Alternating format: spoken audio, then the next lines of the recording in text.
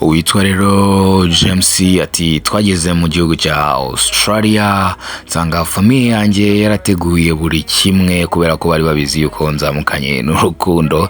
Ati rero akazi kanjye kari gahari nahise nkomereza mu kazi, umfasha wanjye nawe aguma mu rugo gake gake, atari ko nyuma y'amezi 5 nawe yari yamaze kubona icyo gukora. Ati rero turi famiye yishimye, turi umuryango umeze neza, dufite umwana umaze kuzuza umwaka n'amezi 6.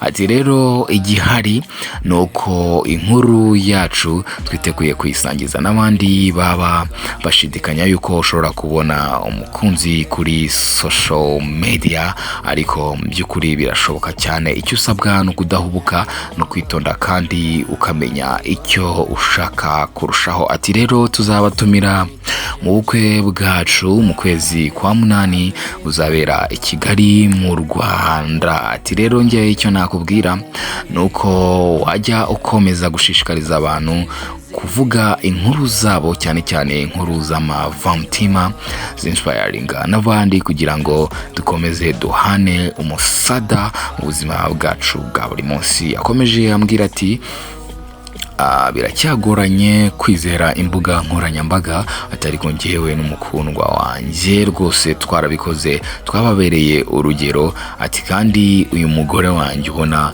ari fresh cyane, arankunda, ndamukunda, ntaho bagurika, ibintu byose tubigendanamo turi amahoro. That's what's up ladies and gentlemen. Akaba ari inkuru ya James ndetse na Afisa n'abanyuriragamo, ni inkuru mamo, ni inkuru y'inshuti zanjye, ni true story, ni inkuru iri real, ntabwo ari inkuru mpimbano, usibye ko ari indirect speech kubera yuko nyirubwite atari we uri kwivugira, ahubwo ngewe nasubiyemo icyo nakwita ubuhamya cyangwa se inkuru yaba bombi. Niba rero nawe ufite inkuru, ufite story wadutera tukayisangiza abadukurikira, ndakubwiye ngo amarembo arafunguye. Thank you so much ladies and gentlemen. Izere ko mwamaze gukora subscribe kuri YouTube channel yacu ndetse mukadufrenga hirya no hino ku mbuga nkoranyambaga zacu. Ndabakunda cyane. Stay in touch. Iyo makuru yo arakizikiranya muzi ukuntu.